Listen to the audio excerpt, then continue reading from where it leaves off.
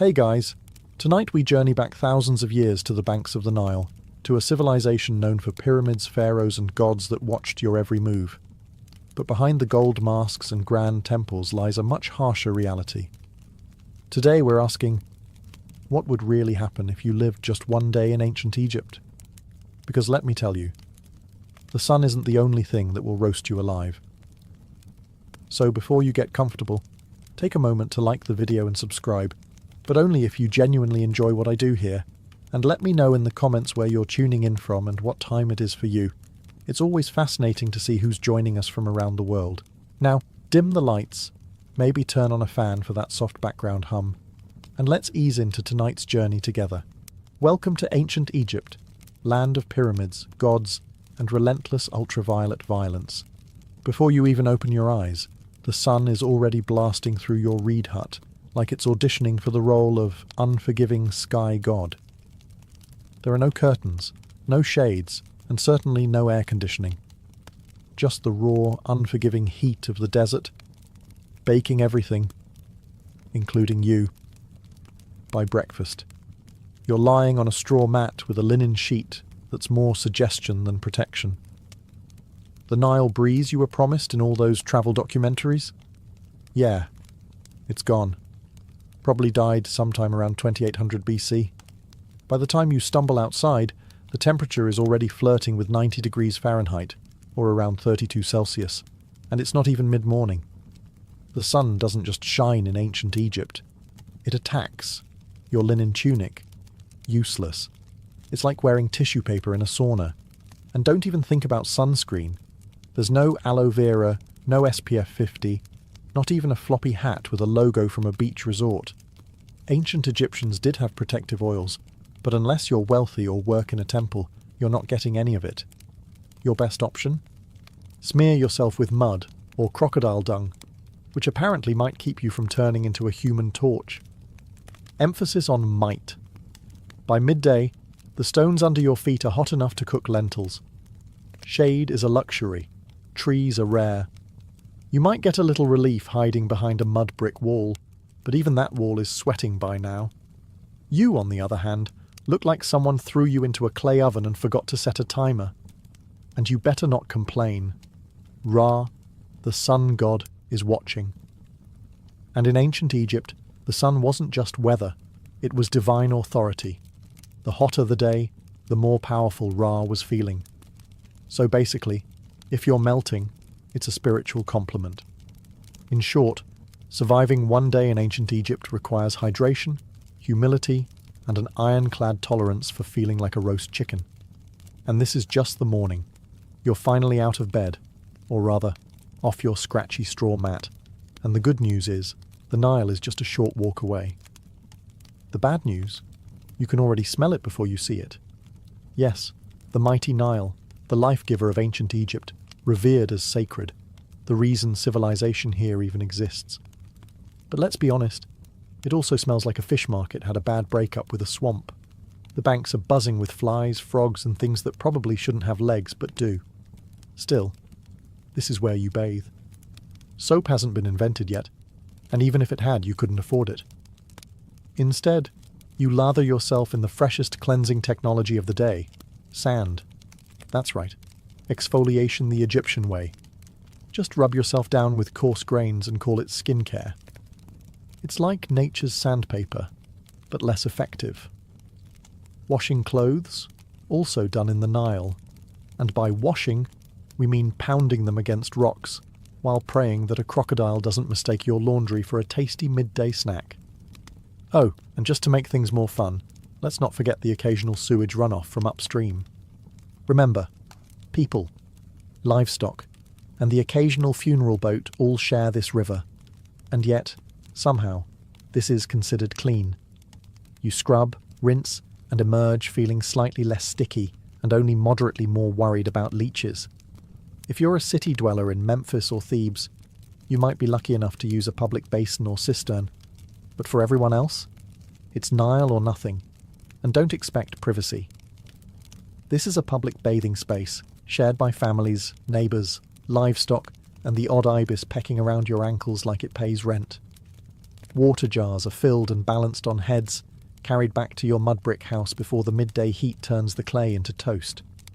It's a daily ritual, spiritual, necessary, and slightly traumatic. So yes, the Nile is sacred. It feeds you, cleans you, and quenches your thirst. But let's not pretend it's a sparkling oasis. In reality, it's part miracle, part biohazard, and all you've got. By now you've bathed in the crocodile-infested Nile, you've sandpapered yourself semi-clean, and your body feels like a baked fig. Time for breakfast, the most important and least glamorous meal of your ancient Egyptian day. Let's set expectations. There are no eggs Benedict, no fruit bowls, and absolutely no iced lattes. Breakfast in ancient Egypt is less of a culinary event and more of a tactical refueling operation. You sit on a low stool, if you have one, or just squat in the corner like everyone else. The centerpiece of your meal? Bread. Lots of it. Dense, coarse, and often as chewy as a leather sandal. It's made from emmer wheat or barley and baked in clay ovens that may or may not be shared by the local rats. And don't be surprised if there's sand in your slice. Not as a topping, just an uninvited ingredient from the grinding stones. A daily dose of minerals, you could say. Then comes the beer. But don't get excited. This isn't crisp, bubbly craft ale. This is thick, cloudy, lukewarm, liquid bread. More porridge than pint. It's packed with calories and vaguely fermented. A medieval smoothie with the faint taste of sour cereal and survival. Even children drink it. Not to be edgy, but because it's safer than water. At least the brewing process boils out the parasites, unlike the Nile, which we just discussed is basically a petri dish. If you're lucky, and we mean very lucky, you might get an onion or a few dried dates to go with your carbon foam combo. Protein? Only if someone caught a fish and didn't immediately eat it raw. And as you chew your rock-like loaf and sip your grain sludge, flies buzz around you like it's a buffet. Because it is. For them. You swat at them with one hand, hold your cup with the other, and try not to think too hard about the fact that this is likely the best meal you'll have today. Breakfast in ancient Egypt isn't about flavour. It's about function. It fuels your body just enough to survive until the next time someone hands you another sand-infused brick of bread. Bon appetit. You've had your gritty bread, your chunky beer, and just enough rest to call yourself functional. Now it's time to work. And trust me, ancient Egyptian labour makes modern burnout look like a spa day. Unless you're a scribe, priest, or royalty, which, let's be honest, you're not. Your job is pure muscle and dust. No air-conditioned cubicle. No coffee breaks. No ergonomic chairs. Just sweat, sand, and a constant risk of collapsing before noon. If you're a farmer, you'll be ankle-deep in Nile mud by sunrise, yanking weeds or planting barley under the eye of an overseer whose hobby seems to be yelling. You use wooden ploughs, crude sickles, and your bare hands. If your back hurts, congratulations, that means it's working. If you're a labourer, things get even more biblical. Imagine hauling multi-ton stones for temple construction under a blazing sun, while barefoot up ramps made of gravel and prayer. There's no OSHA here. You trip. That's a broken ankle and a shrug from the foreman. Working on tombs? That's another level of grind. You're hammering limestone, chiselling out burial chambers for people who'll get to rest longer than you ever will. And if you mess up a pharaoh's tomb, let's just say job security might involve a sealed chamber and a curse. And if you're a woman, you're not off the hook. Domestic work is also physical labour. Grinding grain, hauling water, weaving linen, caring for kids, and still helping in the fields. Your break is when the baby naps. For 7 minutes. While you prepare dinner. You eat on the go. You wipe sweat with your tunic. You keep moving, because slowing down means falling behind. And falling behind means someone else gets your grain quota and you get the blame. There's no clocking out. The sun is your supervisor. When it finally sinks behind the horizon, you crawl home, half alive, dust-caked, and dreaming of softer sandals and a less aggressive sun god. Work in ancient Egypt isn't just hard, it's endless. It's a full-body commitment to survival, day after day, until your body gives out or your overseer decides you're not worth feeding. And that's not even the worst of it. After sweating your soul out in the fields or quarry, you might be tempted to grumble. Maybe something small. A little, "this job stinks," or "why am I doing this again?" Stop. Right there. Because in ancient Egypt, complaining isn't just frowned upon. It's potentially treason. Why? Because your boss isn't just a ruler. He's a literal god. The pharaoh isn't some guy who got elected or born into a lucky family. He's the human embodiment of Horus, son of Ra, chosen by the heavens to rule over Egypt and keep Ma'at, divine cosmic order, intact. In other words, if the river floods well this year, thank the pharaoh. If it doesn't, well, maybe you didn't pray hard enough. Questioning his authority isn't just rude, it's blasphemy. Speaking ill of him could land you a date with a whip, a set of shackles, or an early trip to the underworld with none of your favourite burial goods. You see his face everywhere, on statues, temple walls, coins, even bread moulds. His name is chanted in rituals.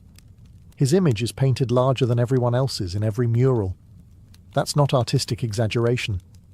That's law. And don't expect to ever see him. If you're a commoner, the closest you'll get is watching a golden bark float by during a religious festival. Blink, and he's gone. Back to a palace you'll never enter, surrounded by officials, guards, scribes, and enough gold to finance a small civilization. Which, fun fact, he basically does. If you're lucky enough to work on a royal project, say, a tomb, a temple, or a statue the size of a mountain, you serve with divine joy. At least, that's what the state says. You say it too, because pretending you're honoured to carve stone for 14 hours a day is safer than the alternative. And don't even think about rebellion. Pharaohs crush uprisings faster than you can say, dynasty. Just ask the last village that tried to withhold taxes. Oh wait, you can't. It no longer exists. So yes, the pharaoh is divine. And you're just lucky to be allowed to sweat in his name. Now get back to work. If you thought surviving under the sun was hard, just wait until you realize that in ancient Egypt, sand is your roommate, co-worker, seasoning, and mortal enemy. It's everywhere. In your clothes, in your bed, in your food. There is no escaping it. You could be working, praying, sleeping, or minding your own business in the market. And suddenly, a gust of hot wind sweeps by and turns your face into a grainy exfoliation experiment you didn't ask for. Let's start with the clothes. You wear linen. It's light, breathable, and about as effective at keeping sand out as a screen door is at holding back soup. It slides down your tunic, clings to your skin, and somehow finds its way into places you didn't know had creases. Eating? Good luck. Every loaf of bread is basically a sand trap. Since flour was ground between stone slabs, little bits of grit made their way into the dough. Egyptians didn't just eat their wheat. They ate their millstones too. It's why ancient dental remains are often worn flat like river rocks. Imagine chewing your breakfast while also filing your molars. Daily. And if you thought your house was a sand-free zone, think again. Your mud brick home has gaps, crevices, and windows with no glass. Perfect portals for wind-blown sand. Your floors are covered. Your cooking pots are full. Your bed is basically a sandpit disguised as furniture. Shoes? Optional at best. Most Egyptians walked barefoot, meaning you're always one step away from turning your feet into battered leather sandals. If you do have footwear, it's usually a basic pair of sandals made from reeds. Fashionable? Perhaps. Protective? Not remotely. Then there are sandstorms. Egypt's version of a slap from the gods. Sudden, swirling, blinding. One moment you're talking to a friend, the next you're spitting dust and feeling like someone dumped an entire beach into your eye sockets. Visibility drops to zero, and everyone around you turns into vaguely coughing silhouettes. In short, sand is the roommate who never leaves, the spice in every meal, and the silent enemy of your eyes, lungs, and dignity. It's not just the backdrop of your life, it's part of your body now. And no, you can't wash it off. You already tried. In the Nile, which is probably full of more sand. In ancient Egypt, religion isn't just a weekend activity. It's the operating system for everything. Your job, your diet, your hygiene routine, your bedtime rituals, all dictated by gods who seem to have very specific opinions. First, understand this. The gods are everywhere. Your town has temples to a dozen different deities, each responsible for some vital function. There's Ra, who pilots the sun across the sky like it's a divine Uber. Thoth, the ibis-headed god of wisdom, is in charge of scribes and moon calendars. Sobek, part crocodile, part nightmare fuel, guards the Nile. And Bastet, the cat goddess, basically runs public relations. Forget personal freedom. Your daily routine revolves around pleasing them. Wake up, thank Ra, spill some beer, apologize to Hathor, stub your toe, curse quietly, or risk attracting a spirit with a grudge. Before meals, you offer a bit of food to the gods. Before bed, you pray that Set, god of chaos, doesn't toss your house into existential disarray overnight. Even funerals are multi-day affairs where the deceased must pass tests, avoid demons, and prove they were morally decent, or risk eternal erasure. Speaking of the afterlife, ancient Egyptians took it very seriously. You don't just die and move on. You must pass a judgment process involving your heart being weighed against a feather of truth. If your heart's heavier, because of lies, cruelty, or maybe stealing someone's goat, you're eaten by Amit, a creature with the head of a crocodile, the body of a lion, and the legs of your worst nightmare. So yes, even in death, you're still on probation. But here's the twist. This complex belief system isn't depressing. It's comforting. Egyptians believed life was part of a cosmic balance, and if you followed the rituals and upheld Ma'at, the principle of truth and order, you had a chance at a peaceful eternity, complete with food, family, and maybe a boat. Of course, the richer you were, the more gods seemed to notice you. Temples were massive, priests were powerful, and peasants? Well, they just hoped the gods were feeling generous that day. Because in ancient Egypt, faith isn't optional. It's your job description, your insurance plan, and your travel itinerary for the next life. So, you've stepped on something sharp, got bit by something weird, or caught something contagious, which in ancient Egypt is basically Tuesday. Time to seek medical care. Just don't expect a waiting room or a sterile environment. You're about to be healed with a combination of spells, herbs, and sheer optimism. First, you'll be taken to a doctor. And to be fair, they were some of the most advanced in the ancient world. They had surgical tools, medical texts, and a decent understanding of anatomy. But here's the catch. Science in ancient Egypt always came with a heavy dose of magic. You're given a poultice made of honey, mouldy bread, and crushed herbs. Honey actually is antibacterial, and mould has early penicillin properties. So it works? Sort of. But before applying it, the healer will chant a protective spell just to be safe, because you never know when your stomach cramps are actually the result of a spiteful ghost or an angry god. Have a headache? You might get a dose of crushed onions rubbed into your scalp while someone recites a hymn to Thoth. Got a cough? Let's smear cow dung mixed with dates on your chest and see what happens. Eye infection, time for a paste of lizard blood, ochre and beer, plus a prayer to Horus. Surgery? It did happen, sometimes. Abscesses were drained, bones were set, and wounds were stitched with linen thread. But there's no anesthesia. Just a sharp knife and a friend to hold your shoulders down while you scream into a mud brick pillow. Dentistry? Not great. Remember all that sand in the bread?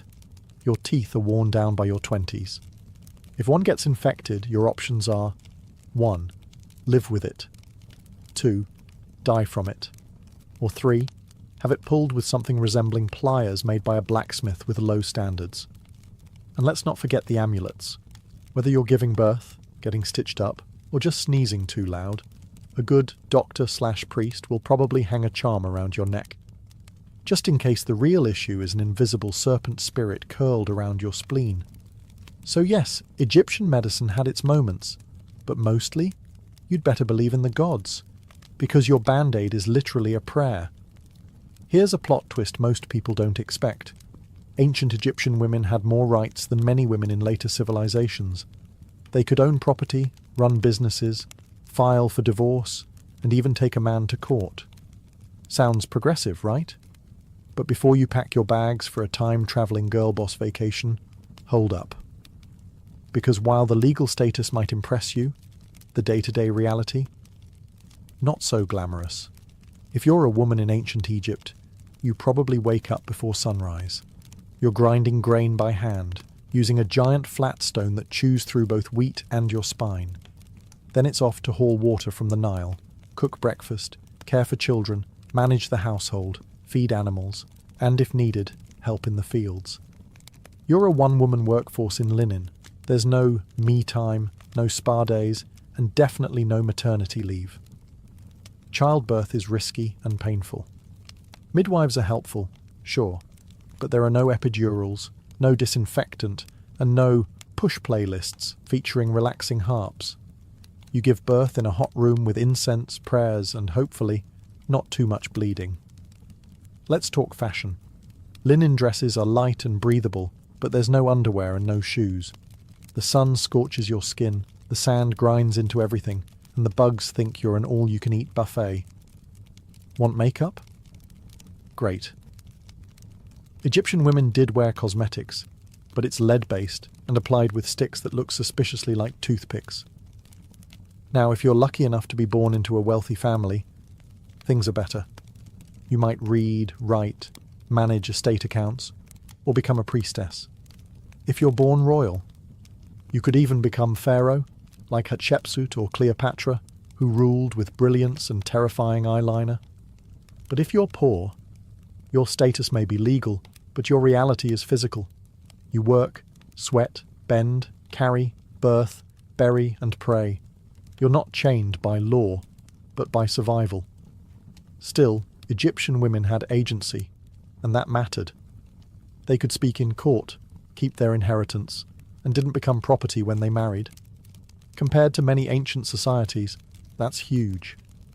So yes, Egyptian women had rights, but comfort? That's reserved for statues and goddesses, not the woman elbow-deep in dough while swatting flies off a toddler. You made it through another grueling day in ancient Egypt. You ate your gritty bread, hauled your buckets, avoided divine wrath, and maybe even dodged a sandstorm. Time to relax, right? Wrong. Because in ancient Egypt, your real test begins after you die. Death isn't the end. It's just the beginning of an incredibly bureaucratic, multi-phase journey through the underworld. And if you thought the labor overseer was strict, wait until you meet the gods of judgment. First, your soul takes a trip to the Hall of Ma'at. Here, before a tribunal of 42 deities, you must proclaim your innocence in what's basically the oldest legal deposition in history. You say things like, "I did not steal. I did not lie. I did not covet my neighbour's donkey," all while hoping the gods buy it. Then comes the heart test, literally. Your heart, believed to be the seat of the soul, is placed on a scale opposite the feather of Ma'at, the symbol of truth, justice, and balance. If your heart is heavier than the feather, well, that means you've lived a wicked life. Enter Amit, part lion, part crocodile, part hippo, all terrifying. She doesn't arrest you, she doesn't fine you. She eats your soul, destroying it forever.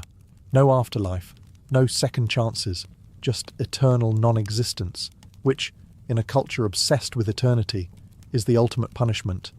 And it gets better. You can doom yourself not just by actions, but by words. One wrong confession, one forgotten line during your judgment, and boom, spiritual obliteration. It's like an open book test where failure means getting devoured by a mythological death hybrid. If you do pass, congratulations. You get to enter the field of reeds, a peaceful, idealized version of Egypt where your soul lives forever. With boats, with crops, with family. and presumably with fewer sand fleas. But the stakes? Enormous. That's why Egyptians obsessed over tomb preparation, funeral rites, and magical texts like the Book of the Dead, a spiritual cheat sheet full of prayers, spells, and helpful tips like, don't insult the crocodile god. So yes, the afterlife might be beautiful, but only if you live your life very carefully. One curse word, one unpaid temple tax, and your next stop is lunch for Amit. Sleep tight. If there's one small mercy in ancient Egypt, it's this: linen. Blessed, breathable linen. Your entire wardrobe, and everyone else's, is made from this plant-based fabric. It's light, cool, and lets your skin breathe in the scorching heat. That's the good news. The bad news? That's pretty much where the comfort ends. Whether you're a farmer, builder, priest, or vendor, you're wearing the same outfit every day. For men, a short white kilt or loincloth. For women, a straight, sleeveless linen dress, sometimes held up by straps, sometimes not. If you're upper class, you might have pleats or beads or fancy patterns. If you're not, it's plain white or slightly greyish, depending on how long it's been since laundry day. Oh, and laundry day? You're hand-scrubbing your clothes in the Nile while hoping a hippo doesn't emerge mid-rinse. Underwear?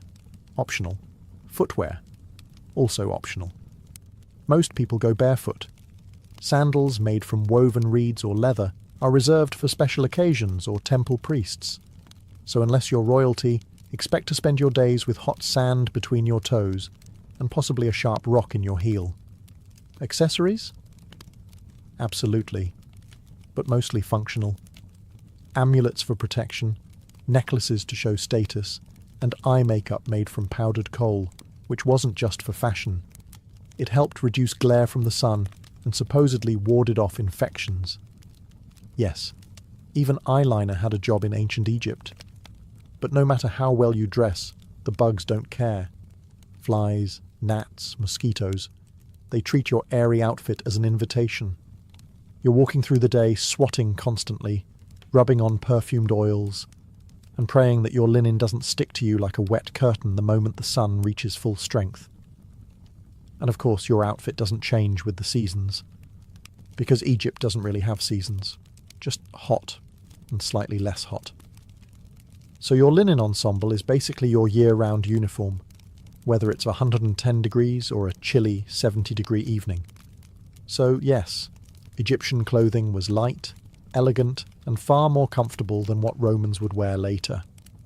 But don't let the breezy outfits fool you, because no matter how floaty your tunic feels, your life is still heavy with labour, heat, sand, and bugs that refuse to respect your personal space.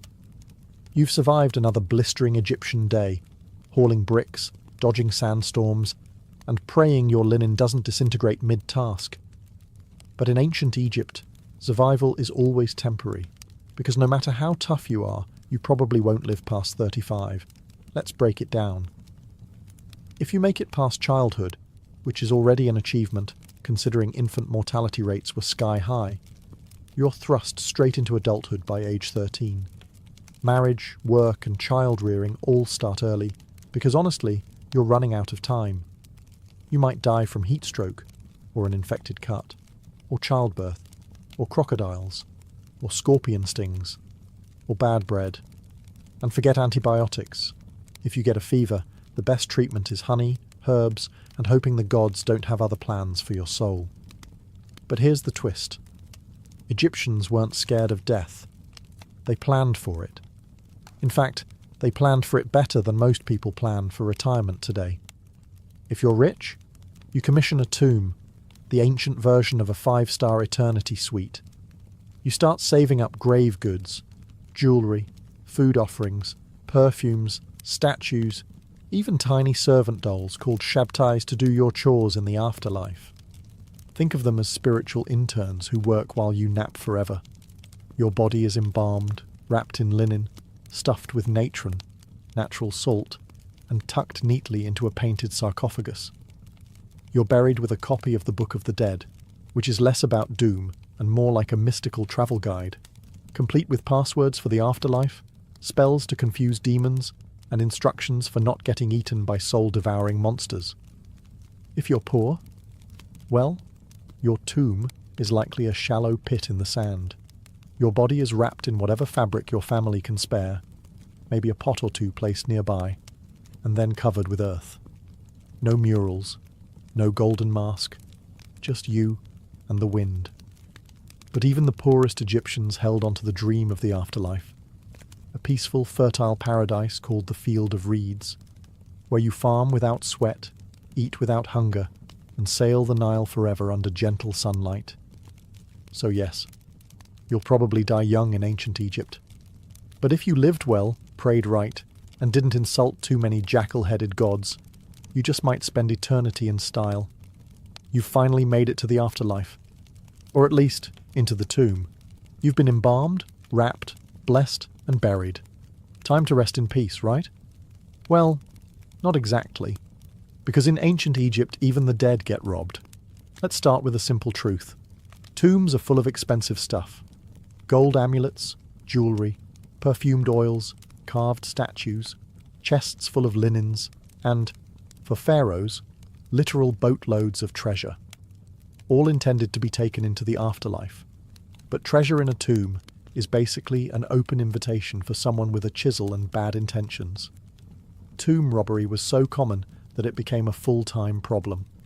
Pharaohs tried to fight it by hiding their tombs deep in cliffs, locking them behind trapdoors, and scrawling terrifying curses on the walls. Things like, "May a crocodile devour your soul," or "May your limbs be twisted forever by a serpent made of fire." Spoiler, the curses didn't work. Grave robbers came anyway, at night in secret, with inside knowledge. Sometimes they were locals, sometimes they were corrupt workers who helped build the tombs. In some cases, even priests and guards were in on it. And the punishment for getting caught? Severe. Think public beatings, mutilation, exile, or death. But considering how valuable tomb goods were, especially gold and rare incense, the risk often seemed worth it. After all, the dead don't fight back. But it's not just the wealthy who got robbed. Even commoners' graves were disturbed. Poorer Egyptians might have been buried with a small pot of beer or a loaf of bread for the afterlife. That was still worth stealing. Food was scarce, tools were valuable, and linen was currency. The irony? Tomb robbing wasn't just about greed. Sometimes it was about survival. Egypt went through famines, political collapse, and invasions. A hungry worker might break into a tomb not for treasure, but for food. And when your children are starving, a few funeral offerings look less like sacred objects and more like dinner. So in ancient Egypt, you're not safe just because you're dead. Your tomb can be looted, your name erased, and your mummy unwrapped by some desperate soul with a pickaxe and poor moral judgment. Rest in peace, only if no one knows where you're buried. We've all seen them, those majestic, mysterious carvings on the walls of temples and tombs. Birds, eyes, snakes, lotus flowers, men walking sideways like they're on a fashion runway. Ancient Egyptian hieroglyphs, visually stunning and insanely difficult to learn. Sure, they look cool, but try reading them. Hieroglyphs weren't just decorative art. They were a full-blown writing system with over 700 characters, and growing. Some symbols represent entire words, others are sounds, and many are determinatives, which clarify meaning. Because, writing the word star with an actual star symbol might be too straightforward. And don't expect spaces or punctuation. Ancient Egyptian writing was basically one long, beautiful riddle, with artistic flair, 0 vowels, and a deep need for context. Oh, and it can be written left to right to left, or top to bottom, depending on what the scribe felt like that day. The trick? Look at which way the birds or people are facing. That's your reading direction. If they're facing right, read right. Facing left, read left. And if they're upside down, good luck. Learning to write hieroglyphs wasn't for commoners. Literacy was rare. Maybe 1% of the population could actually read and write. If you wanted in, you had to become a scribe, which meant years of intense education, starting as a child. You'd memorize hundreds of symbols, copy endless scrolls, and practice so much that your hand probably curled into a claw by age 15. But the payoff? Huge. Scribes were respected, well-fed, and never made to haul bricks under the sun. Instead, they wrote tax records, court documents, letters, and religious texts. They were essential to society and protected from most manual labour. In a world where writing was power, scribes ruled quietly from the shadows. For the rest of the population, though, writing was something magical, literally. Hieroglyphs were believed to have sacred power. Writing someone's name preserved their soul. Erasing it, total spiritual annihilation. So yeah, spelling really mattered. So while hieroglyphs may look like ancient emoji, they're more like a linguistic Rubik's Cube wrapped in myth, math, and mystery. Beautiful? Yes. Easy to learn? Absolutely not. After 14 chapters of heat, hunger, sand, superstition, and backbreaking labour, it's time to ask the big question. Would you survive a single day in ancient Egypt? Let's be honest. Probably not. Sure, it's easy to romanticize the ancient world. Golden tombs, lotus-scented air, graceful hieroglyphs, gods with animal heads, and a thing for order and beauty. But behind the iconic monuments and stunning art was a world of brutal realities that spared no one but the elite. Your average Egyptian day started with a dirt floor, a cloud of flies, and the knowledge that if you didn't work, you didn't eat. You walked barefoot on blazing sand, hauled water, cooked over open fires, lived shoulder to shoulder with bugs, smoke, and livestock. You worried about disease, divine punishment, and whether a snake might slither into your sleeping mat. You had no toothpaste, no medicine, no retirement plan. And if you were lucky, maybe 2 changes of linen. You served a god-king who could take your land with a decree, a climate that cooked your skin by noon, and a religion that required you to pass a literal divine test after death just to get into the good version of the afterlife. Let's also not forget the things you didn't have. No antibiotics, no sunscreen, no privacy, no plumbing, no painkillers, and no easy escape. Once you were born into your class, that was it. No promotions, no career changes, no finding yourself. You were either a scribe, a farmer, a labourer, a mother, a servant, or dead. And yet, for all this, the ancient Egyptians weren't miserable. They believed deeply in their gods, their purpose, and the beauty of life. They loved music, dance, food, family, and festivals. They joked, they painted. They imagined eternity with enough clarity to build stone monuments that still stand today. But for a modern person, without your air conditioning, your filtered water, your Advil, your sneakers, and your smartphone, you'd fold before the second sandstorm hit. So no, you wouldn't last a day in ancient Egypt. But that's okay, because they lasted thousands of years.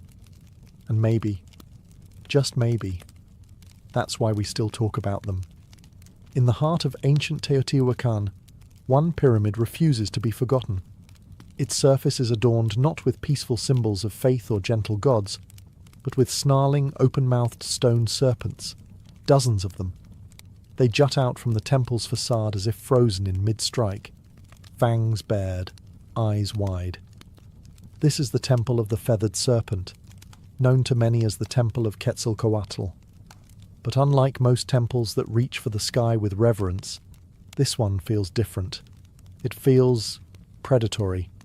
From the moment you approach it, there's an eerie sense that you're being watched.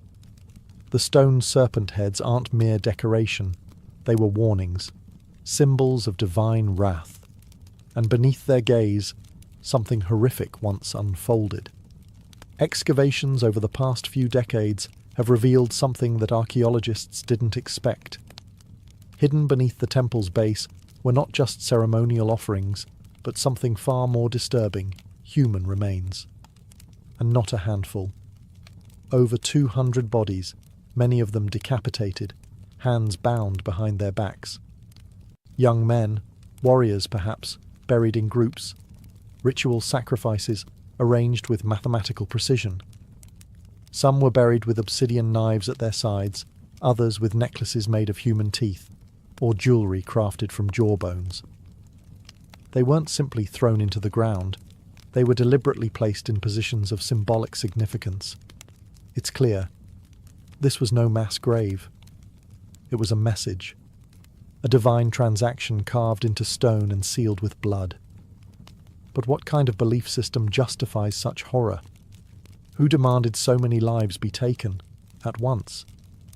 The Temple of the Feathered Serpent wasn't just a religious building. It was a theatre of power, a place where rulers fused cosmology, warfare, and fear to maintain control over a city of more than 100,000 souls. And this ritual bloodletting may have been the cost of keeping the cosmos in balance. As you stand before this temple today, gazing at those stone serpents, you're not just looking at art or architecture. You're looking into the eyes of a civilization that believed the gods needed blood, and that they had every right to deliver it. But who were these people? Who commanded such violence and vanished without a trace? The answer lies in the shadows of Teotihuacan. Before the mighty Aztec Empire, before the Maya carved their cosmic calendar into stone, there stood a city unlike any other in the ancient Americas, Teotihuacan. Its name, given by the later Aztecs, means the place where gods were born.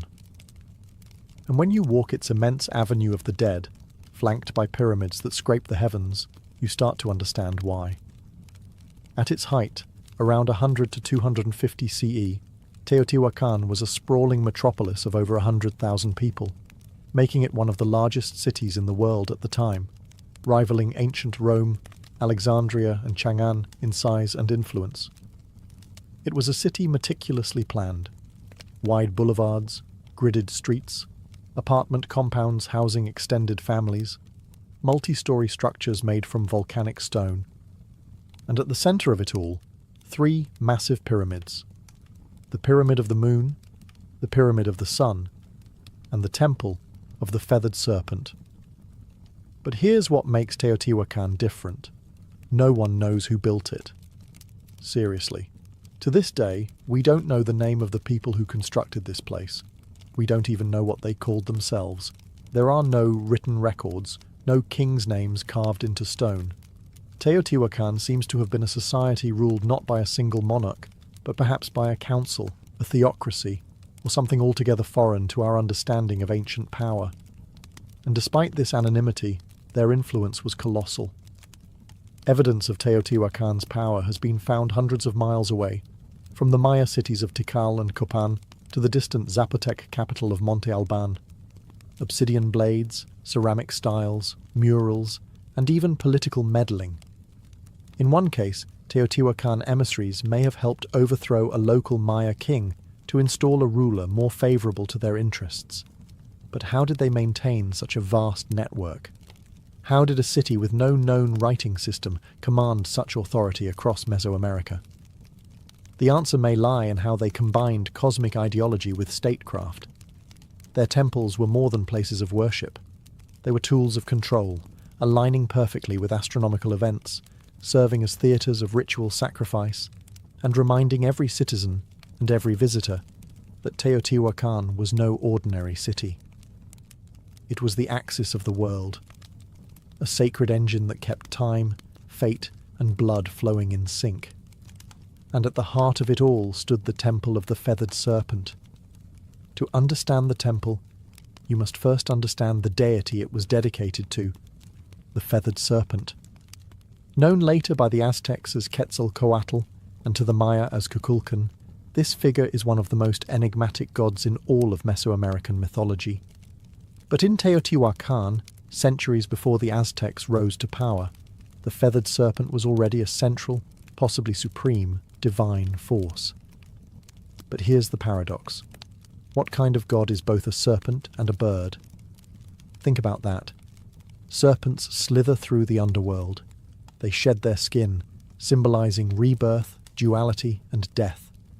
Birds soar high in the sky, closer to the sun, representing freedom, divinity, and life-giving wind. To combine these two, earthbound and sky-dwelling, death and life, chaos and order, was to create something entirely cosmic, something terrifyingly powerful. The feathered serpent wasn't just a god, he was a bridge between worlds. On the facade of the temple, carved in deep relief, we see dozens of his images: goggle eyes, bared teeth, plumed headdresses. Some historians believe these represent the god himself. Others suggest they're warriors or priestly figures, adorned in divine regalia to signal their authority. Either way, they are everywhere. The temple is covered in these snake-bird hybrids, as if the structure itself breathes with divine presence. But the feathered serpent wasn't just a god of the heavens. He was intimately tied to sacrifice. Blood was the fuel that kept the cosmos in motion, and Quetzalcoatl, though later remembered as a gentle, civilizing deity, had a much darker role in Teotihuacan. He demanded offerings, and not just of maize or incense, but of life itself. In some myths, he descended into the underworld to retrieve the bones of the dead and create humankind. But to bring life from death, there had to be a trade. The gods sacrificed themselves for humanity, and humans, in return, were expected to do the same. The Temple of the Feathered Serpent wasn't just a monument to faith. It was a cosmic engine, designed to link the sky, the earth, and the underworld through ritual. Every stone, every serpent head, every buried victim fed into that system.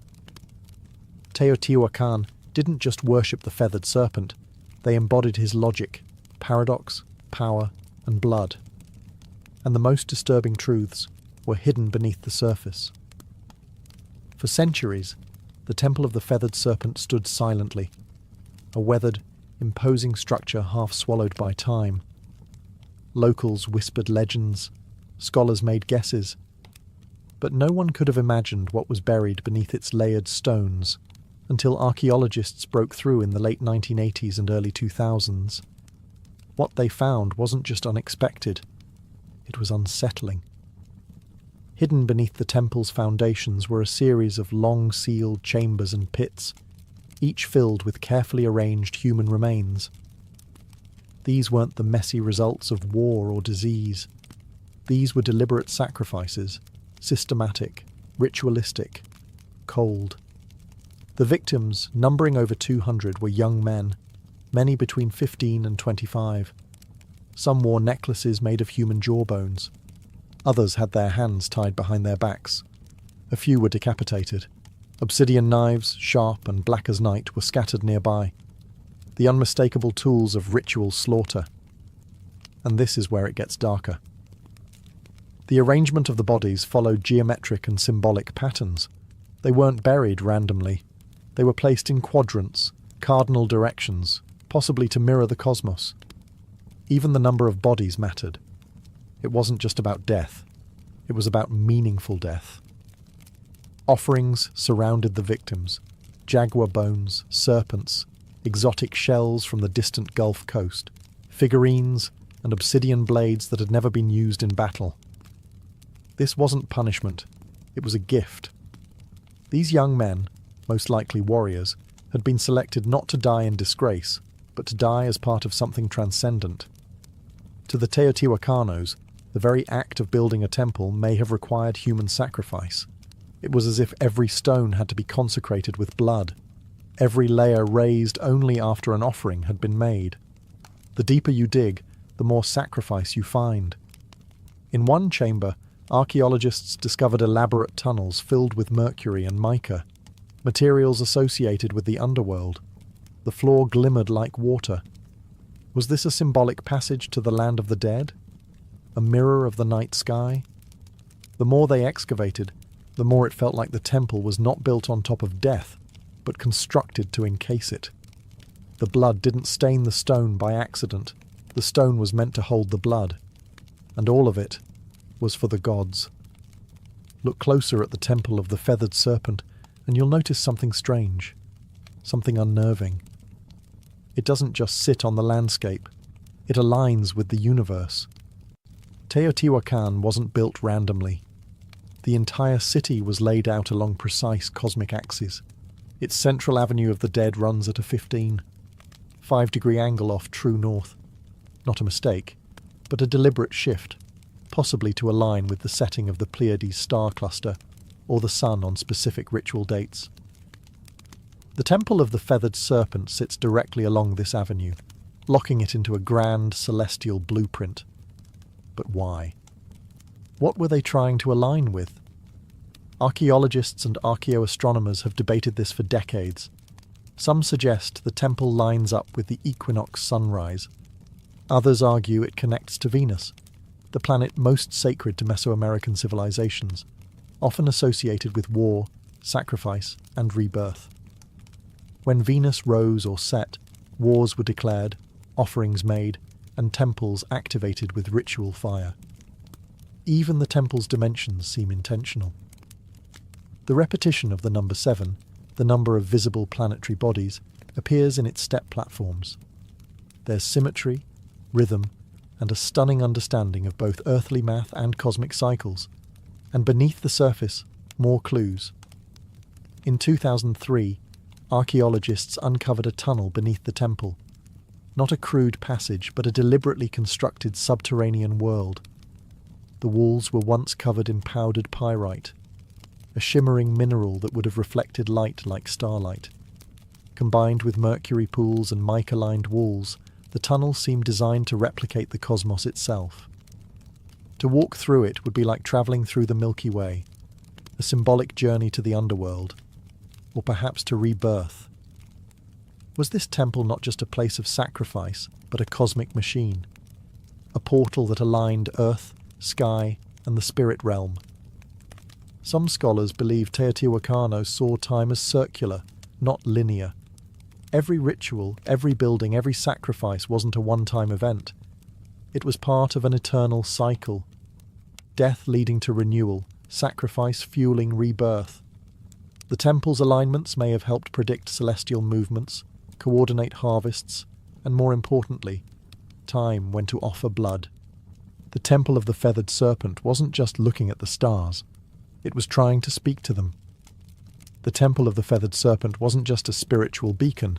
It was a political weapon. Its very design was meant to overwhelm, to intimidate, to remind every viewer, local or foreign, who held the reins of power in Teotihuacan. Imagine standing in its shadow 1,800 years ago.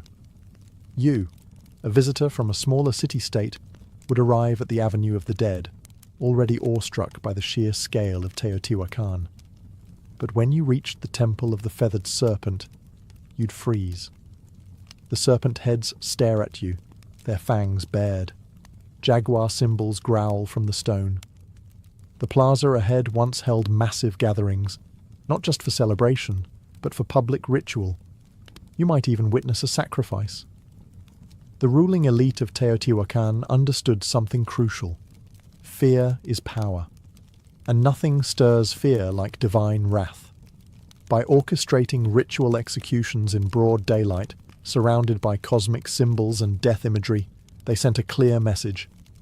The gods are with us, and we are not afraid to feed them. But this wasn't chaos. This was theatre.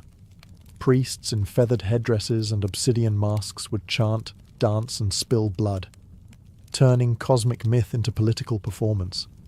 It wasn't just about pleasing the gods. It was about reminding everyone watching that the city's rulers had direct access to the divine. They alone could open the heavens or summon rain, protect the people, or destroy their enemies. Even the architecture helped reinforce this propaganda. From the temple's upper tiers, leaders could look down upon the plaza. They controlled not just the narrative, but the very physical space in which it unfolded. The people looked up, at the gods, at the rulers, at the sacrifices, and knew their place. And for outsiders, Teotihuacan didn't need to conquer with swords. It conquered with symbols. Visiting dignitaries would carry home tales of awe and terror. They would speak of the feathered serpents, the endless avenues, the blood rituals that lit the sky red. In a world where gods ruled through fear, Teotihuacan positioned itself as their chosen mouthpiece, and the Temple of the Feathered Serpent was the loudest voice of all.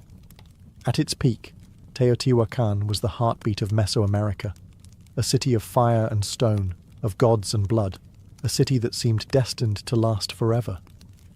But around the year 550 CE, something changed. Something broke, and the silence that followed was as chilling as the temple's stone serpent heads. The fall of Teotihuacan was not loud and glorious. It was gradual, then sudden. Signs of strain began appearing decades earlier, signs that the cosmic engine was faltering. Evidence points to a long period of drought, crop failure, and social unrest. The very systems that had sustained this grand city, centralized power, religious dominance, cosmic order, began to crack under pressure. And then came the fire. Archaeologists have uncovered widespread burn layers across elite compounds, temples, and administrative buildings, including signs of violent destruction at the Temple of the Feathered Serpent. What's strange is that the lower-class residential areas were mostly untouched. This wasn't an external invasion. This was an uprising, a rebellion, possibly from within. The very people who once watched sacrifices in awe may have risen against their priest-kings. The Temple of the Feathered Serpent, once a symbol of divine authority, was ransacked. Sculptures were defaced, fires were set, ritual spaces were desecrated, and then silence. Teotihuacan wasn't completely abandoned overnight, but it lost its soul. Trade networks collapsed. Artistic production ceased.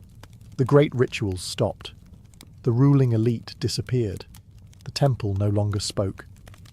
And yet, the mystery only deepened. Because while the city faded, its memory endured. Centuries later, the Aztecs arrived in the Valley of Mexico and stumbled upon its ruins. They were awestruck. They believed gods had built this place. They named it Teotihuacan, the place where gods were born. They built their own myths around its pyramids, revering it as sacred ground, even as they had no idea who its original builders were. To them, the Temple of the Feathered Serpent was not a ruin. It was a relic of divine truth. But the irony remains. The most powerful city of its time, built on cosmic order and blood, vanished without a written word, without a final record, leaving behind only stone and questions. The gods, it seemed, had gone quiet. For over 1,000 years, the Temple of the Feathered Serpent lay buried beneath layers of dust, volcanic ash, and silence. Locals avoided it. Farmers tilled around it, and the world forgot it.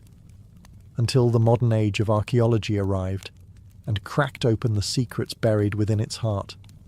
In the early 20th century, Mexican archaeologists began excavating Teotihuacan. What they found was astonishing, a perfectly engineered city far older than the Aztecs. But it wasn't until the 1980s and 2000s that the temple itself began to yield its most intimate and most chilling revelations. One of the most dramatic discoveries came in 2011, when researchers uncovered a sealed tunnel beneath the Temple of the Feathered Serpent. It had been deliberately closed off nearly 1,800 years earlier, as if to prevent anyone from entering ever again. After years of excavation, scientists unearthed a cosmic corridor, a symbolic underworld lined with pyrite to mimic a starlit sky, pools of liquid mercury, and thousands of ritual objects. Jade statues, rubber balls, obsidian blades, and even carved wooden masks. It felt less like a tomb, and more like a message. Why would the ancient builders go to such lengths? What were they trying to preserve, or hide? Some experts believe the tunnel was used in initiation rituals. Others suggest it symbolized the creation of the world, a mythological womb where gods were born, where kings were made, where divine order was negotiated between humans and the cosmos. The mercury, once thought to be only toxic, may have represented water, or the fluid veil between worlds. And among all these glittering fragments was one persistent whisper. The feathered serpent still lingered, not just as a myth, but as a presence, in murals, in carvings, in the geometry of the temple itself. The serpent hadn't disappeared. It had coiled inward, deep into the bones of the city, waiting to be rediscovered. And with each excavation, each uncovered jawbone or golden ornament, we draw a little closer to its message. One carved not in language, but in stone, sacrifice, and shadow. Modern science has given us X-rays, drones, and ground-penetrating radar. But even with all our tools, one truth remains. The temple still keeps secrets. Today, the Temple of the Feathered Serpent stands as a haunting monument, not just to a civilization long gone, but to a way of thinking that merged power, cosmos, and death into one unbreakable system. Tourists snap photos. Children run past the stone serpent heads. But the ground beneath their feet is soaked in 1,000 untold stories and over 200 known human sacrifices. And still, the temple endures. Its legacy is not just architectural. It's psychological, spiritual, cultural. The feathered serpent, this paradoxical god of sky and earth, continued to evolve.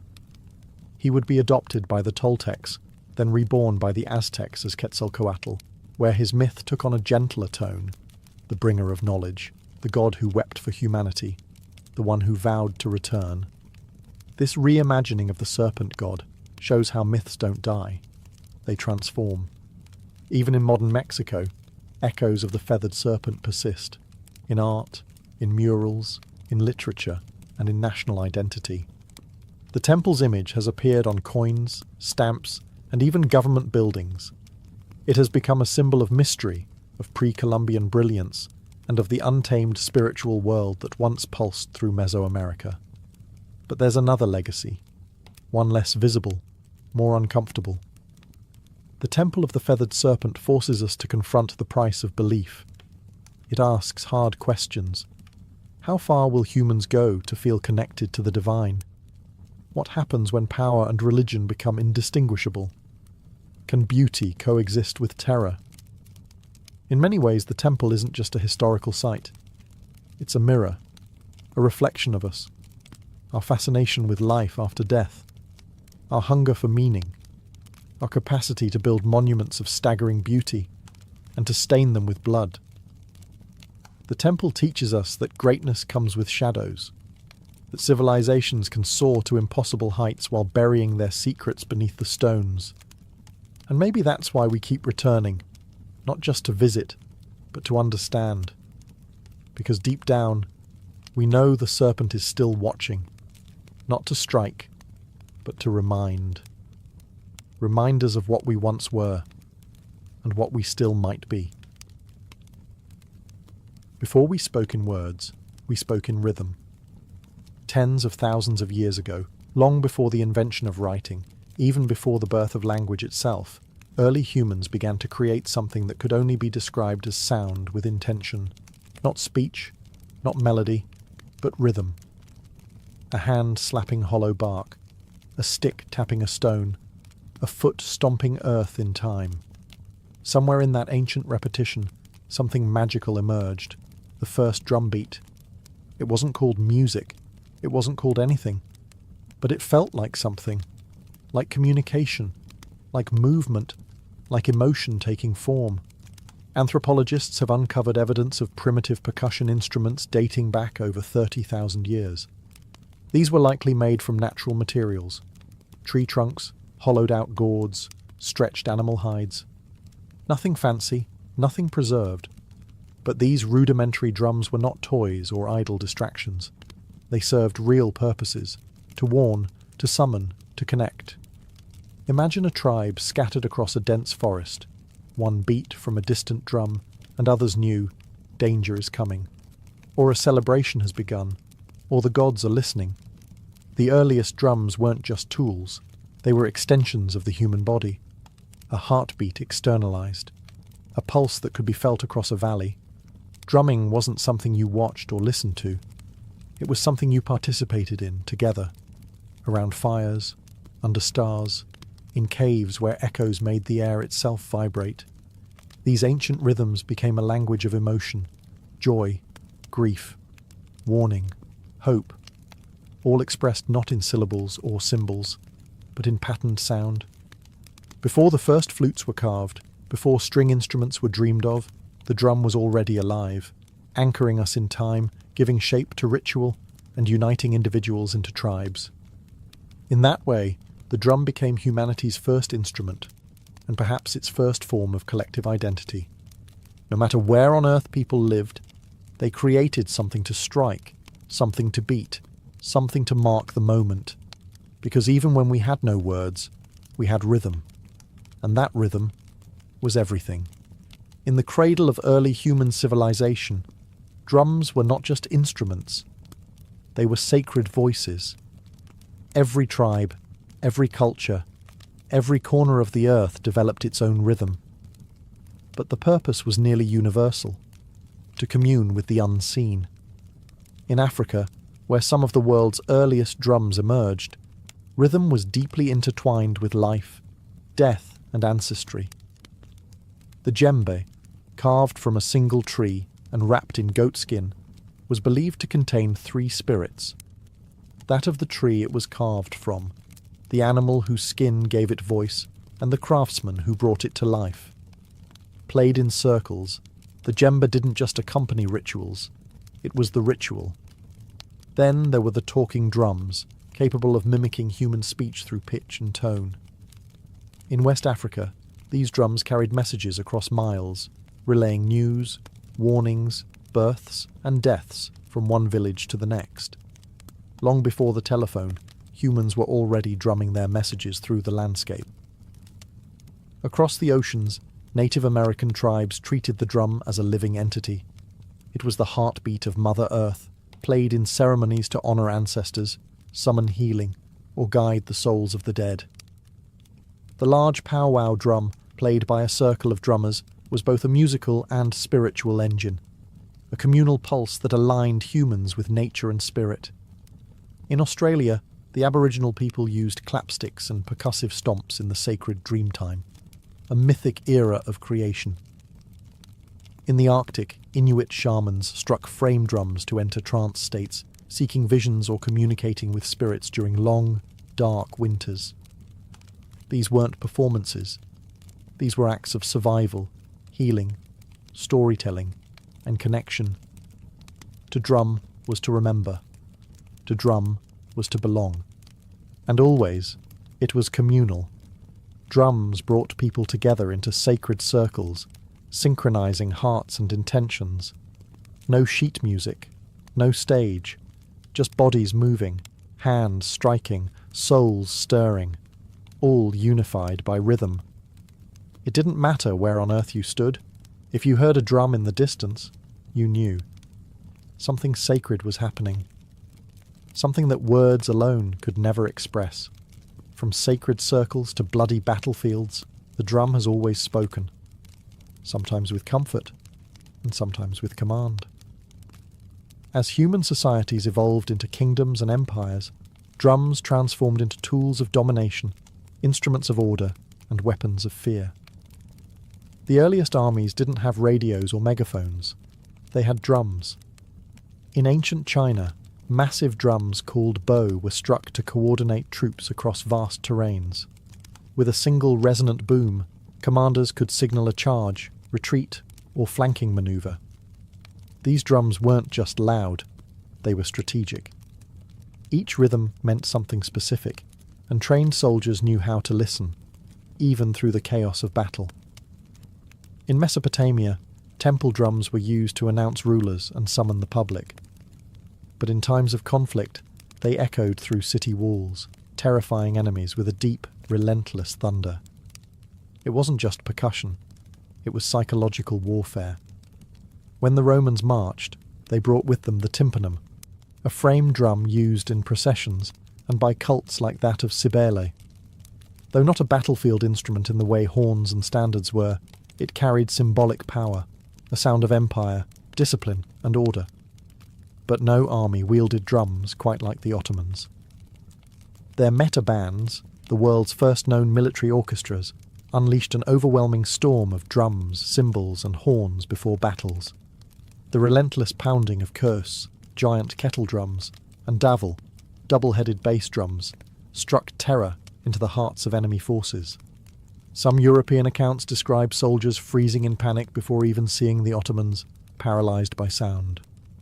Drums also enforced power off the battlefield. In royal courts across Asia, Africa, and Europe, drum ensembles announced arrivals, marked coronations, and underscored political rituals.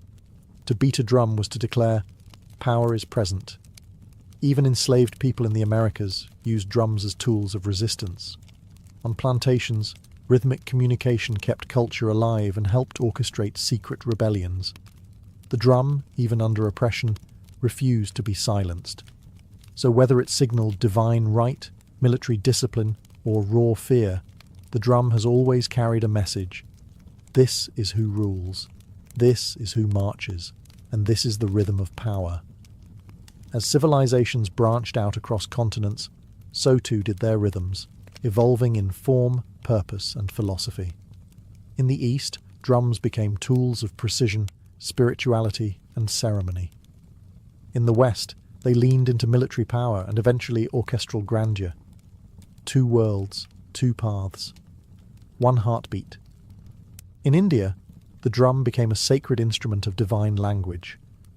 The tabla, with its crisp tones and fluid grace, was used in classical music and devotional performances, but it was more than accompaniment. It was conversation.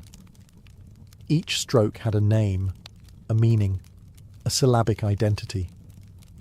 Indian drumming wasn't just percussive. It was spoken poetry, trained over decades. The tabla player was not just a musician. He was a linguist of rhythm.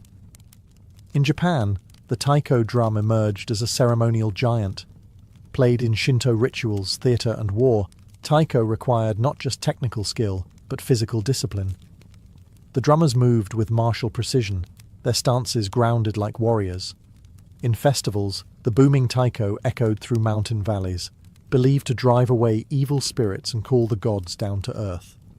Meanwhile, in Indonesia, the kendang drum led the hypnotic flows of gamelan orchestras, guiding dancers and musicians in sacred temple ceremonies. These rhythms were layered, interlocked, and celestial, a sonic reflection of cosmic harmony. Across the world, in Europe, drums had a different story. They were largely utilitarian during the medieval period, signalling soldiers, marking time, enforcing discipline. It wasn't until the Renaissance and Baroque eras that drums began to enter formal music. Even then, they were kept in the background, timpani thundering beneath royal fanfare or echoing in grand cathedrals. In this divergence, you see two philosophies. The East saw rhythm as art and spirit, something tied to breath, chant, and meditation. The West saw it as structure and force, a tool to rally, march, and measure. But both understood the drum's core power, to shape time, to dictate pace, to elevate ritual, to connect humans in ways that transcend language. East or West, sacred or strategic, the drum remained central. Always listening, always speaking. From mountaintop temples to jungle clearings, from desert fires to candlelit cathedrals, drums have always had a place where the human meets the divine. Long before organized religion took root, rhythm was already a sacred language, a way to pray, to summon, to transcend. In Africa, drums were not just instruments, they were spiritual beings. In Yoruba traditions, for example, the batar drum was used to communicate with the orishas, gods and ancestral spirits. Drummers weren't performers, they were priests. The rhythms they played were encoded prayers, inviting the gods to descend and dance among the living. Each pattern had a purpose, each beat a direction. In Hinduism, the drum appears even in the hands of gods. The deity Shiva, in his form as Nataraja, dances the cosmic dance of creation and destruction with a small hourglass-shaped drum in hand, the damaru. Its beat represents the pulse of the universe itself. From silence to sound, from void to form, the drum is a divine heartbeat. In Buddhism, The ritual frame drum is used in monastic chants and meditation ceremonies. Its slow, soft strikes guide breath and awareness, acting like a metronome for the soul. It's not loud. It's not aggressive.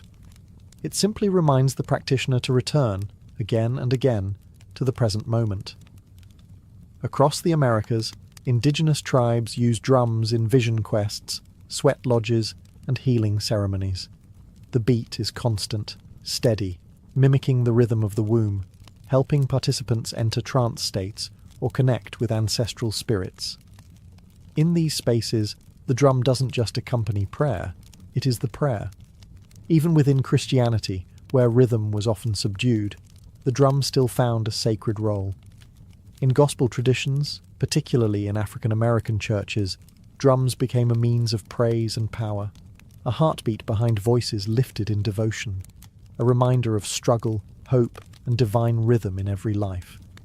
No matter the faith, the ritual, or the God invoked, the drum has been there, not as decoration, but as a vessel for energy, intention, and the mysteries we cannot speak. Because when words fail in worship, rhythm remains, and the divine always listens. For thousands of years, drums were solitary instruments, one body, one sound, one purpose. But in the heart of the industrial age, something revolutionary happened. In factories, streets, and music halls, percussion was reimagined. And by the early 20th century, multiple drums were no longer scattered across a stage. They were united, forming something entirely new, the drum kit. It was born out of necessity. In the late 1800s, military and theatre bands required several percussionists to play bass drum, snare, cymbals, and woodblocks, each handled by a different person. But space was tight, and budgets were tighter. So drummers began to combine instruments into a single playable setup. By 1909, the first bass drum pedal was patented. A drummer could now strike a massive drum with one foot, freeing their hands to do more. The idea caught fire.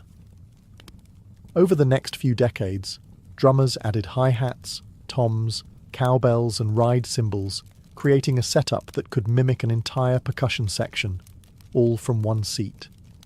What emerged was more than a tool. It was a drummer's throne. And then came jazz. In smoky clubs and underground dance halls of New Orleans and Chicago, the drum kit exploded into life. Jazz drummers didn't just keep time, they played the kit like a voice, with syncopation, swing, and sensitivity. Legends like Gene Krupa and Buddy Rich turned the drum set into a lead instrument. Rhythm became storytelling.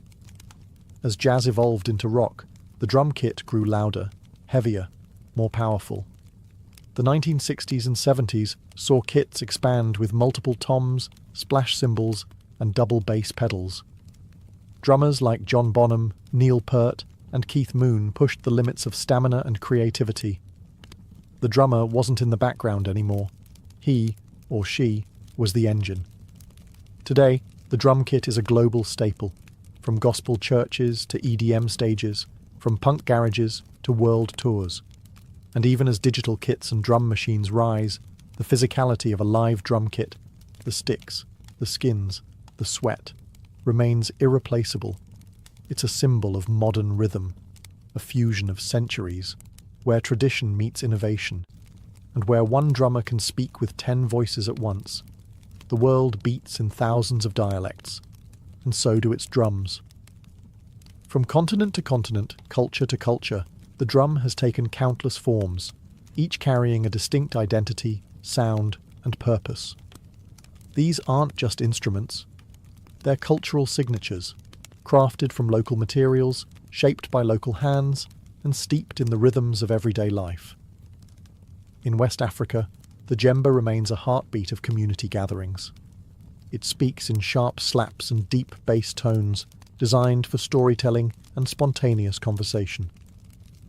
Next to it, the dundun provides the foundational pulse, a rhythmic anchor around which others can dance. In Africa, a drum ensemble isn't just music. It's a conversation between spirits, ancestors, and the living. In the Middle East, the darbuka, a goblet-shaped drum made from clay or metal, delivers crisp, fast-paced rhythms essential to belly dancing and classical Arabic music. Its voice is sharp and articulate, demanding precision from its player and movement from its listeners. Across the Caribbean and Latin America, drums tell a different story, one born from resilience and fusion. The conga, bongo, and timbales reflect the blend of African, indigenous, and Spanish influences. In Cuba, the sacred bata drums are used in Santeria rituals, each drum speaking a divine language tied to the orishas. In Brazil, the thunder of surdo and cuica drive samba parades through the streets, infusing joy into protest, prayer, and carnival. In India, the mridangam and tabla dominate South and North Indian classical music, respectively. These drums are so precise, they are tuned to pitch, blurring the line between rhythm and melody. Each finger movement matters, each stroke carries centuries of tradition. Then there's the frame drum, one of the oldest in human history, appearing in everything from Persian daf to Irish bodhran, from shamanic tools to folk ensembles. Played with fingertips, mallets, or brushes, it's proof that even simplicity can be sacred. What unites them all? Purpose.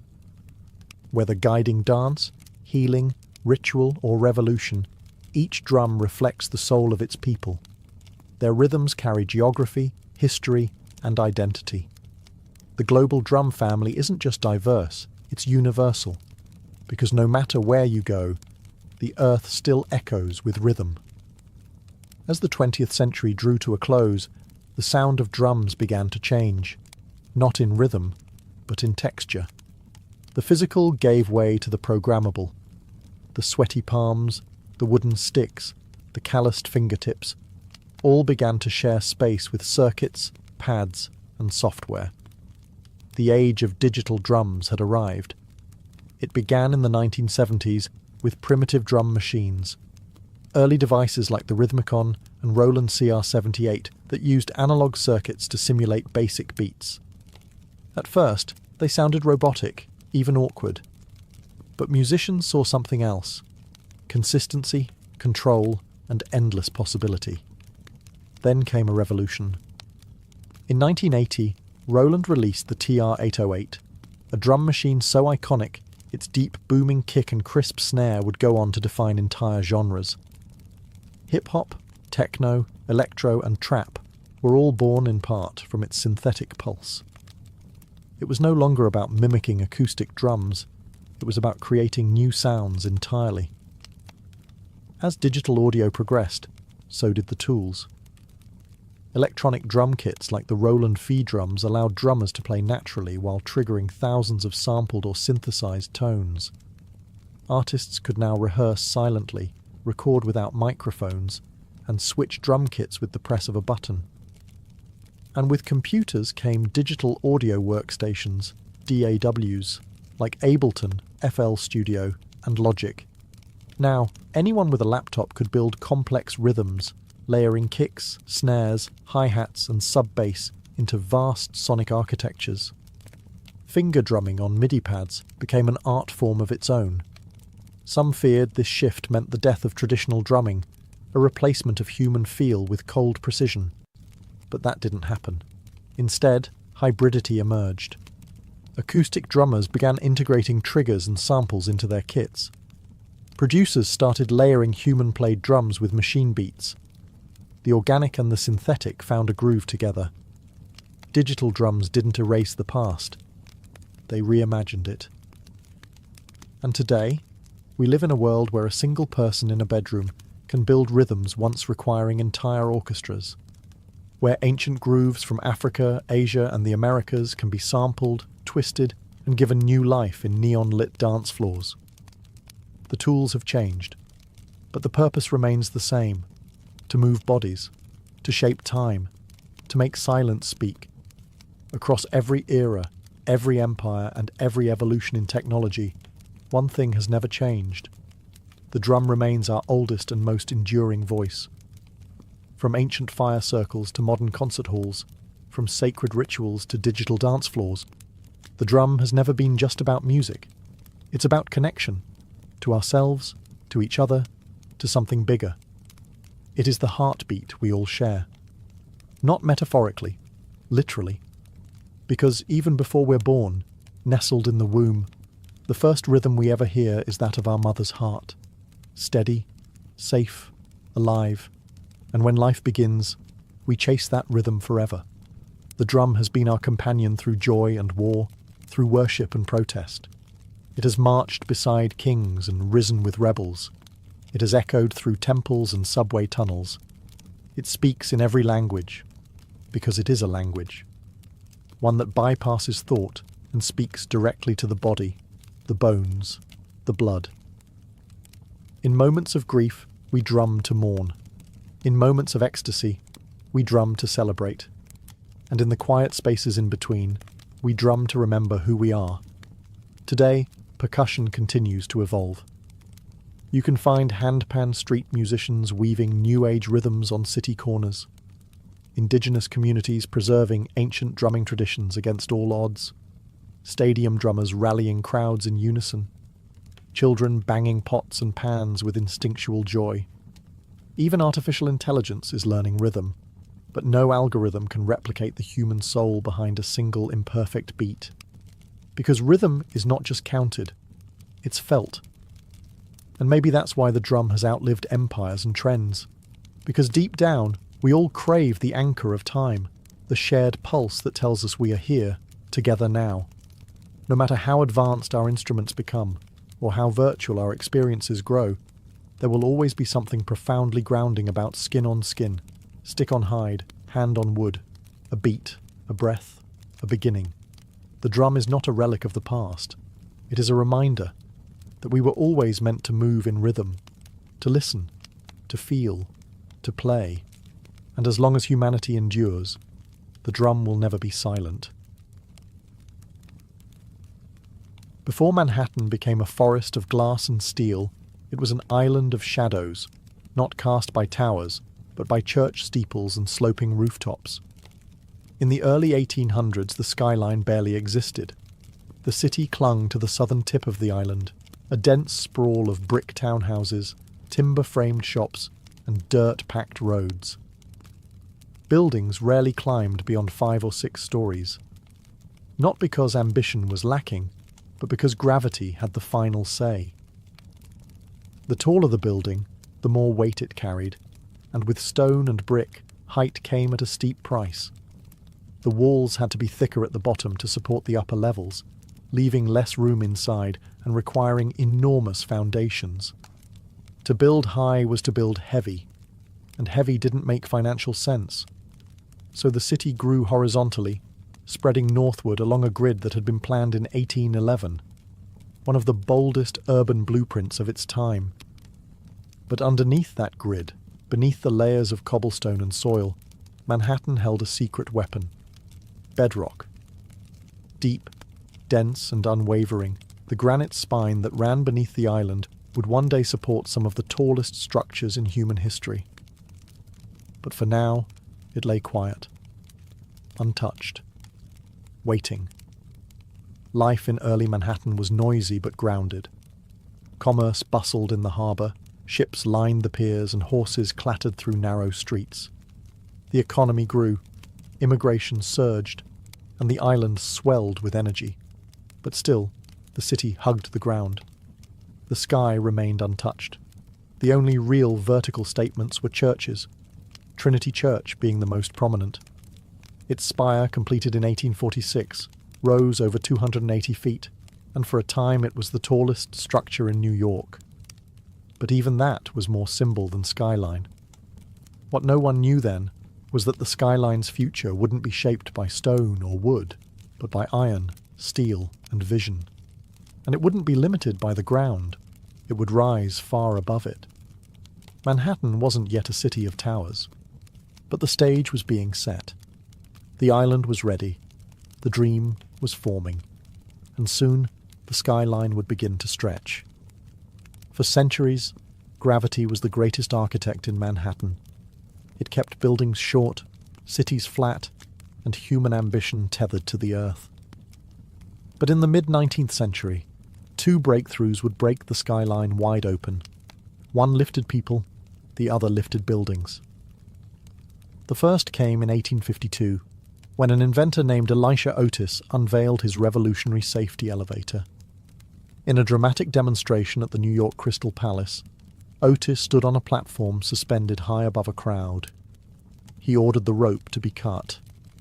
The crowd gasped, but the platform didn't fall. A hidden mechanism locked the lift in place. With that single breathtaking moment, Otis changed the rules of height. Until then, the top floors of buildings were the cheapest. No one wanted to climb stairs.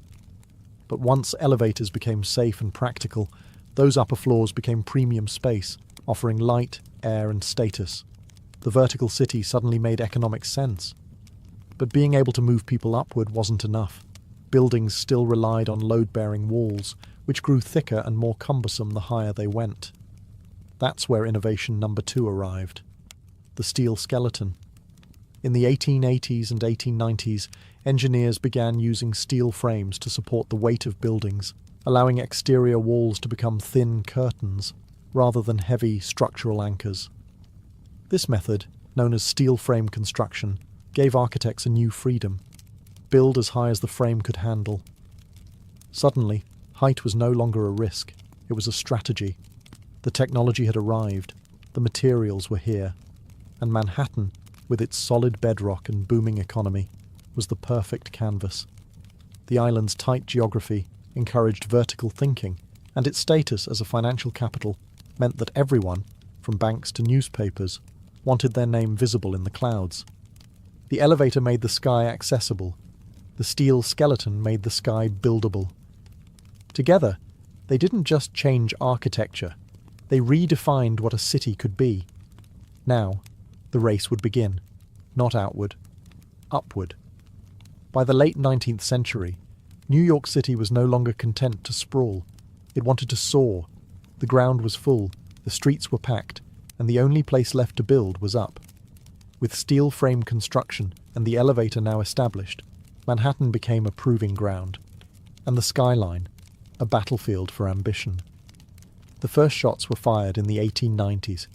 In 1890, the New York World Building, home to Joseph Pulitzer's newspaper empire, rose 20 stories above Park Row. It was the tallest office building in the world, briefly. Not to be outdone, the Park Row building claimed the title next in 1899, standing at 391 feet. Each new tower was a declaration, not just of wealth, but of vision. To build higher was to announce, "We are the future." Soon, the skyline began to sprout with steel giants. The Singer Building, completed in 1908, stood at 612 feet, becoming the tallest building in the world, and the first structure to surpass the height of the spire of Trinity Church, which had held the record for over 50 years. But even that wouldn't last. In 1913, the Woolworth Building took the crown. Designed by architect Cass Gilbert and funded in cash by retail magnate Frank W. Woolworth, it rose 792 feet, over 55 stories, in a soaring display of neo-Gothic beauty. Dubbed the Cathedral of Commerce, the Woolworth wasn't just tall, it was majestic, an architectural sermon about America's rise as a modern power. But this wasn't just architectural competition, it was branding warfare. Corporations and institutions vied for the tallest, most distinctive buildings, towers that would etch their names into the sky. Every new height was a headline, every silhouette a symbol. The skyscraper became the ultimate billboard, permanent, imposing, impossible to ignore. And beneath it all, the rhythm of progress beat relentlessly. Steam shovels dug foundations into granite. Riveters hammered steel day and night. Immigrants and ironworkers balanced on beams hundreds of feet in the air with no harnesses, only grit and resolve. The skyline was no longer theoretical. It was real, and it was rising. As the 1920s roared through Manhattan, the skyline began to dance. Not just climb. This was the era of Art Deco, a time when architecture wasn't only about height, but style. The Jazz Age poured elegance into steel and stone, and New York's buildings became icons of movement, light, and energy. The most dazzling of them all was the Chrysler Building. Completed in 1930, it stood 1,046 feet tall, briefly becoming the tallest building in the world. Commissioned by car magnate Walter Chrysler, the tower wasn't just a monument to corporate success. It was a symphony of design. Its stainless steel spire, built in secret and hoisted into place overnight, shimmered in the sun like a crown. Ornamental eagles, modelled after hood ornaments, jutted from the corners like guardians of the future. With its curves, chevrons, and machine-age detailing, the Chrysler Building didn't just scrape the sky, it seduced it. But the race wasn't over. Just a few blocks away, another titan was rising, the Empire State Building. Completed in 1931 during the depths of the Great Depression, it soared to 1,250 feet, stealing the title from Chrysler and holding it for nearly 40 years. Built in just 410 days, with thousands of workers labouring through wind, snow, and steel dust, the Empire State wasn't just a building, it was a message. New York endures. While much of the country struggled, Manhattan pushed upward, and its buildings mirrored the era's dual identity, elegant but aggressive, optimistic yet competitive. The Art Deco style captured the contradictions of the time, geometric but graceful, modern but steeped in myth. Towers weren't just functional, they were sculpted, glowing at night like beacons of possibility. And yet, beneath all that glitter, there was purpose. These skyscrapers were built by barons and moguls who wanted more than profit. They wanted legacy. A permanent place in the skyline, and in history. By the end of the 1930s, Manhattan's silhouette had taken shape. The city was no longer just a capital of finance. It was a cathedral of ambition, a skyline that didn't whisper progress, it shouted it. After World War II, Manhattan's skyline entered a new phase, one less ornamental, more corporate. The elegance of Art Deco gave way to glass, steel, and straight lines. America was now a global superpower, and New York was the front office of that empire. The skyline adapted accordingly, not with decorative spires, but with monuments of efficiency. In 1952, the United Nations headquarters rose on the East River, a bold, boxy glass tower flanked by low marble wings. It marked a shift in tone, global, diplomatic, futuristic. It wasn't just a building, it was an architectural statement about international order in the atomic age, and it set the tone for what would follow. Next came the Lever House in 1952, and the Seagram Building in 1958, both defining examples of the international style. These towers, with their curtain walls of reflective glass and steel frames, were minimalist by design, free of decoration, stripped of sentiment. They didn't look like cathedrals or castles.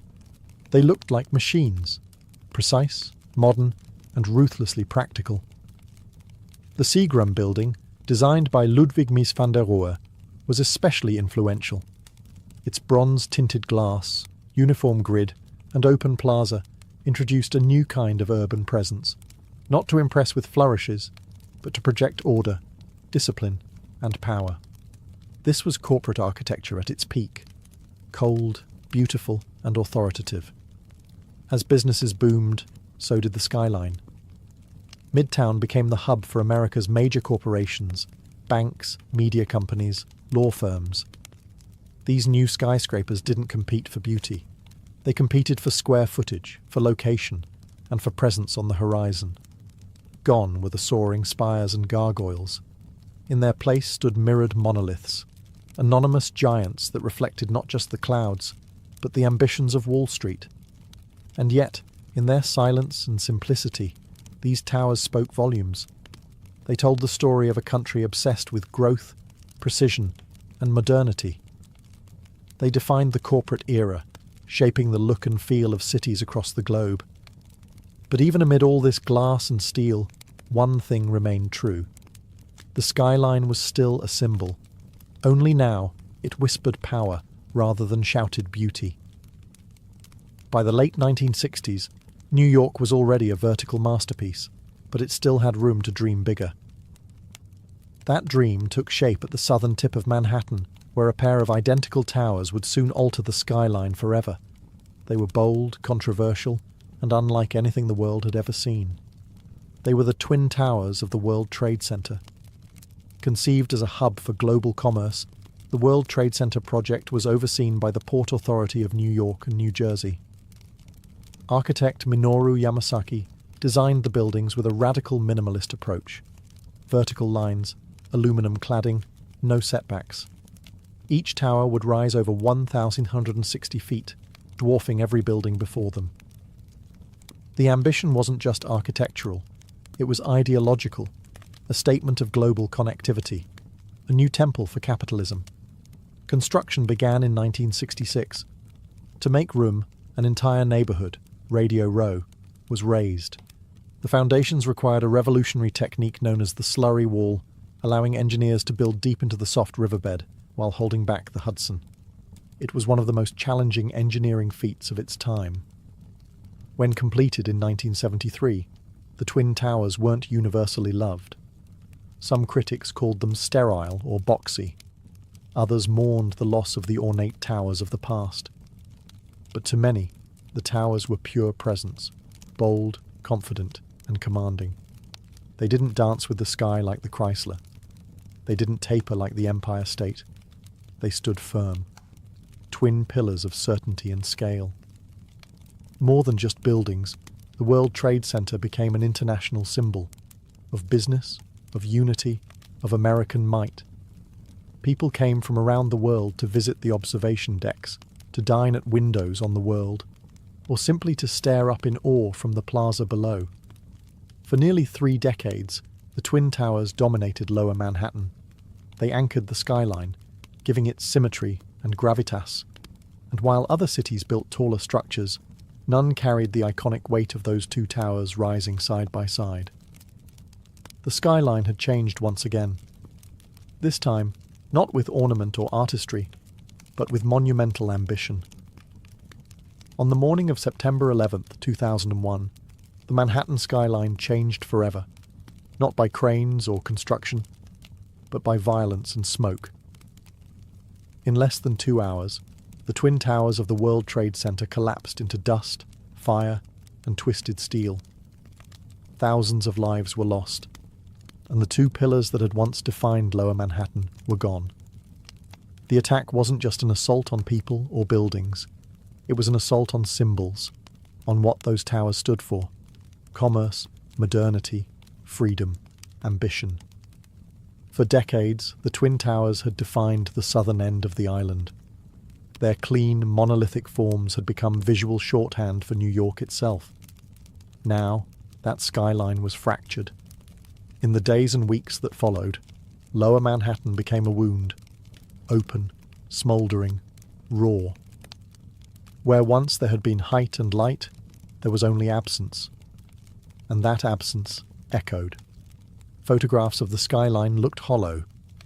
The familiar silhouette was broken, and the space that had once pulsed with global energy became known as Ground Zero.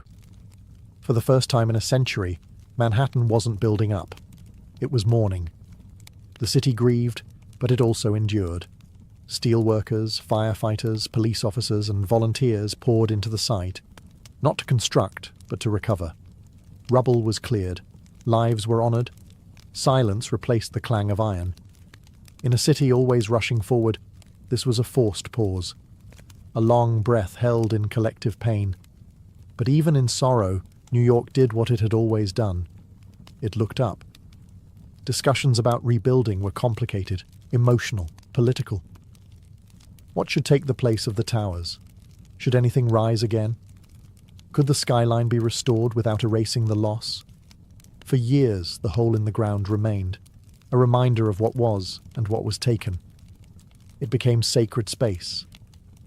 And yet, slowly, plans emerged. Designs were drafted, cranes returned, steel returned. Not to erase the tragedy, but to create something new beside it. But before anything was built, one truth stood clear. The skyline was no longer just a symbol of power or ambition. It had become a memorial, a silhouette shaped by both triumph and tragedy. And the story wasn't over. In the aftermath of devastation, a city known for speed, ambition, and movement paused. Not to surrender, but to reimagine. Rebuilding the Manhattan skyline after 9/11 wasn't just a matter of architecture, it was a matter of identity. What would rise in place of the Twin Towers? Could anything? The answers came slowly. In 2003, a design by architect Daniel Libeskind was selected for the new World Trade Center site. It wasn't just about height, it was about healing, memory, and renewal.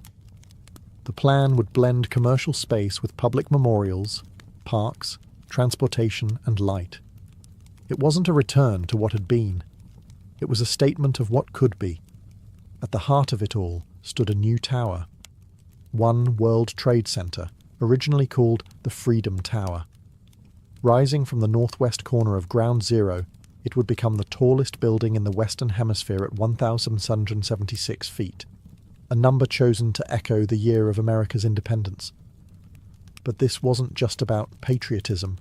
It was about defiance, about reaching up, again, despite loss. Construction began in 2006, and in 2014, One World Trade Center opened its doors. Clad in shimmering glass and standing like a crystal obelisk, it didn't try to imitate the past. It offered something new, reflection, both literal and symbolic. The building changes with the sky, glowing, darkening, disappearing, depending on the light. It is presence without arrogance. Beside it, the 9/11 Memorial opened in 2011. Two deep voids where the original towers once stood, each with a continuous waterfall and the names of the fallen etched into bronze. It's not just part of the skyline, it's part of the city's soul. The new skyline took years to take shape. Other towers rose, 3 WTC, 4 WTC, and 7 WTC, each one sleek, modern, and purposeful. Together, they represent not just a city rebuilt, but a city transformed. New York didn't just replace what was lost, it evolved. It honoured the past while building for the future. And in doing so, it reminded the world of something deeply American and deeply human. You can knock a city down, but you can't keep it from rising. Today, the Manhattan skyline is more than a collection of buildings. It is a living symbol of ambition, of resilience, of the American dream itself. No other silhouette in the world carries so much weight. It's etched into pop culture, history, and memory. You can draw it with 5 lines, and people will recognize it instantly. It tells a story of bold engineers and fearless ironworkers, of architects who imagined spires that pierced clouds, and of immigrants who crossed oceans to help build them. It speaks of risk, reward, and reinvention, the constant churn of New York itself. It has never been finished, and it never will be. The skyline is alive, always changing. In recent years, it's stretched even higher, but not in lower Manhattan. This time, the vertical race moved uptown. Along Billionaire's Row, super slender residential towers like 432 Park Avenue, Central Park Tower, and 111 West 57th Street now rise like needles above Midtown. These skyscrapers are feats of engineering, pencil-thin, wind-tested, and made for the ultra-wealthy. Critics call them sky-piercing expressions of inequality. Others see them as marvels of modern ambition. Meanwhile, in Hudson Yards, an entirely new neighbourhood has appeared, with gleaming glass towers, public art, and corporate headquarters rising where rail yards once sprawled. The skyline now stretches farther west, evolving with the city's changing needs and ambitions. But even as it grows, the skyline holds its past tightly.